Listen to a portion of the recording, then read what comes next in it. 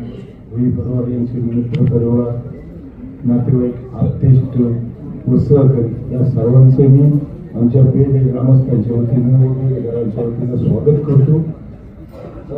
इथे बोलायला जास्त करून आता सांगायचं जर झालं खूप नाही झालं तर आमचं गाव जुन्नर तालुक्याच्या त्या कोपऱ्याला दुष्काळी भागाचं गाव, त्यांचं शिक्षण अशा परिस्थितीत झालं. तो का असा होता का त्यावेळेला उत्पन्नाची साधन नव्हती, शाळा जवळ नव्हती, शिकायला 25, 30, 40 किलोमीटर जावं लागायचं. शेती पावसावरची, घरात 10 माणसं घरच्यांचं पोट भरायचं अवघड काम, कारण उत्पन्नाची साधनच नव्हती. उत्पन्नाची साधनं खरी झाली 90 सालाच्या नंतर.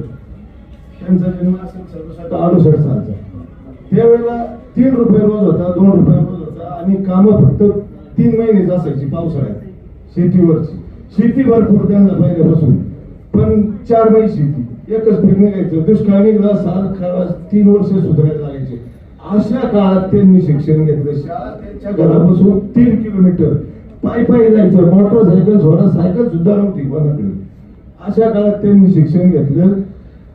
ते शिक्षण त्यांच्या वडिलांनी, त्यांचे वडील आमच्या गावचे प्रमुख मार्गदर्शक, त्यांनी फळविक्री सोसायटी, विविध कार्यकारी सोसायटी अत्यंत उत्कृष्ट गणित जवळजवळ 20 ते 25 वर्ष कारभार केला. आणि आपली 3 मुलं आणि 5 बहिणी अशा 8 जणांचं कुटुंब हातावर कष्ट करून, सुसंस्कृत करून या स्टेजला पोहोचलं. सगळ्यात जास्त मेहनत प्रकाश सरांची. अशा परिस्थितीत शाळा शिकून या घरचं काही नाही, सकाळचं भाकर खायची, शाळेला जायचं, तिकडून आल्यावर घरी काम करू लागायचं.